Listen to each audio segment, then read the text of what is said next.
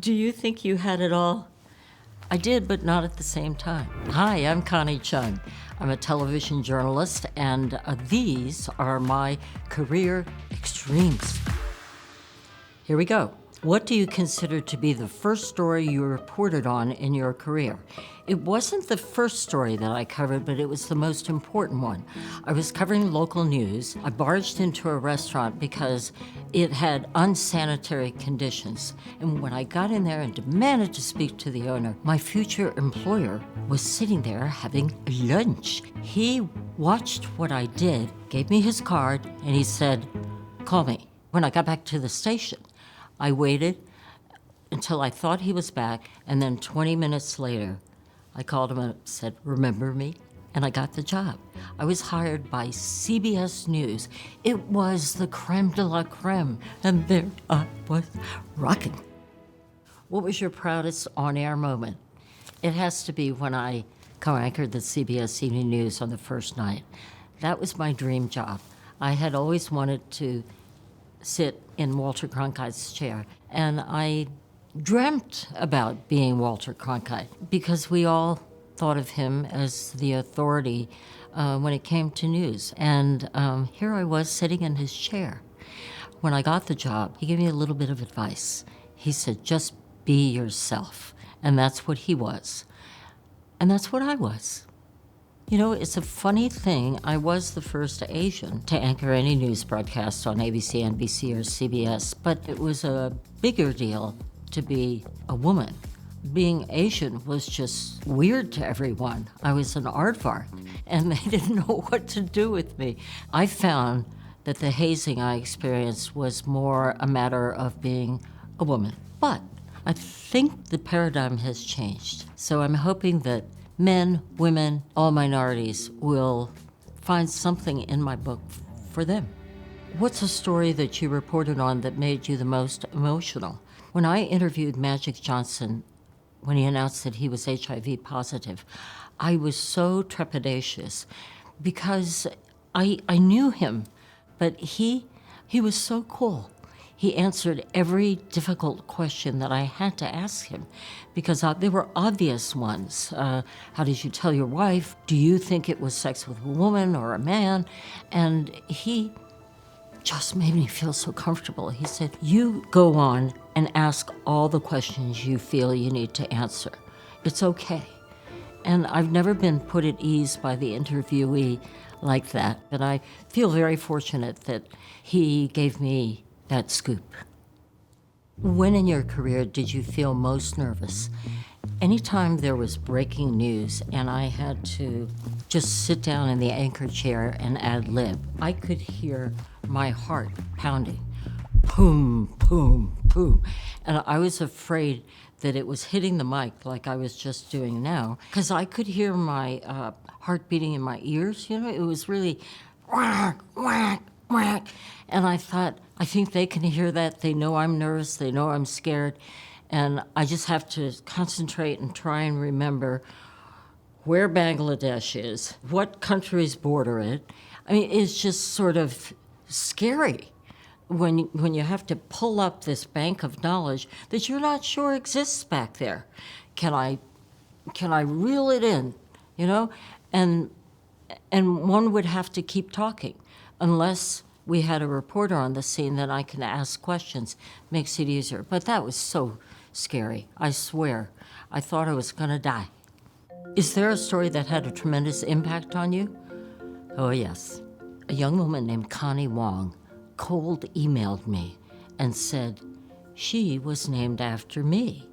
And I thought, you're kidding. She came to the United States with her parents when she was only 3. Her parents said, "We have to give you an American name." And she only knew what she saw on television. So she said, "Connie or Elmo?" And yeah, I'm glad they chose Connie for her. Then she went to UC Berkeley, and half the college is Asian, really.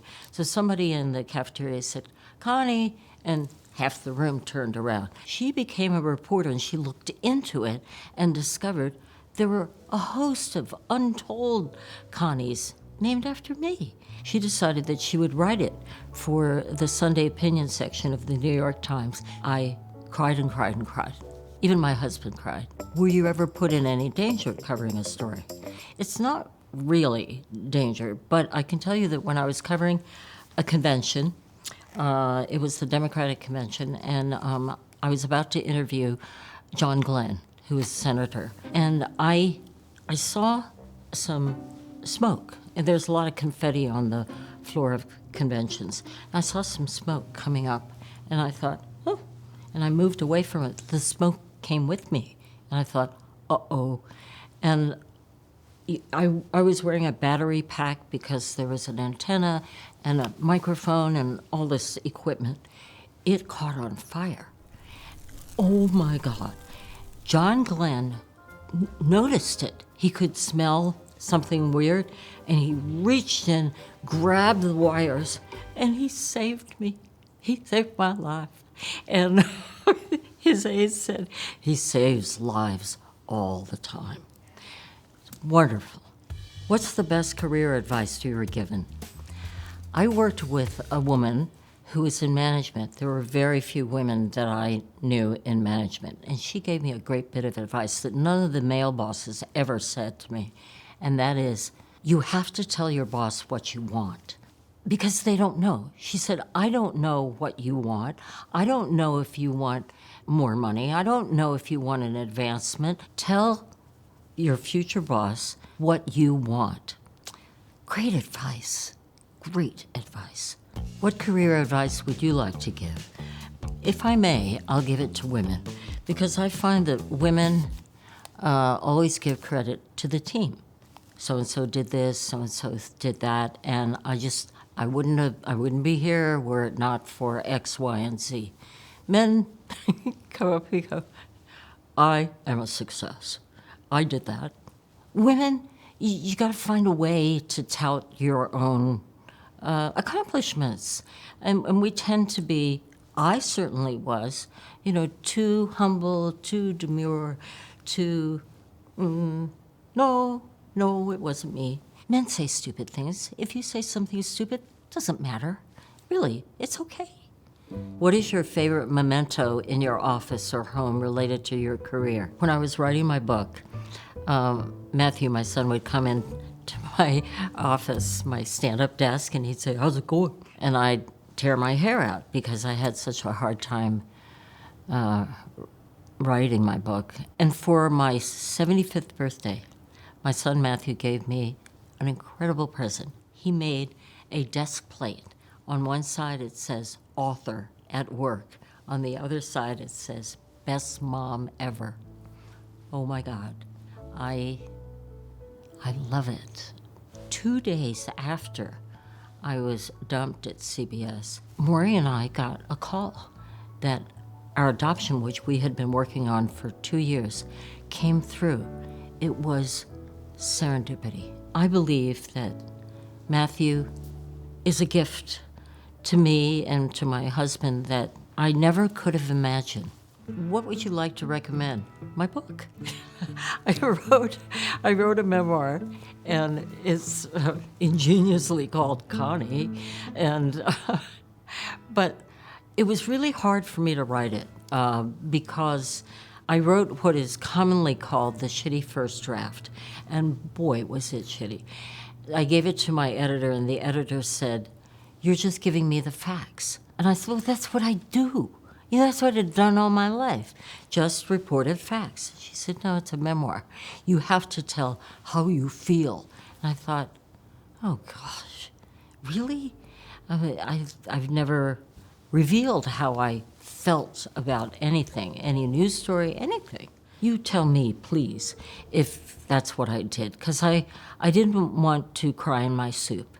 And I'm hoping that you were rooting for me until the end when all the Connies emerge, and it's a wonderful ending, a denouement that I never expected. I didn't know how to end my book, but as soon as the Connie generation was presented to me on a silver platter, I thought, yeah, that's how I'll end it.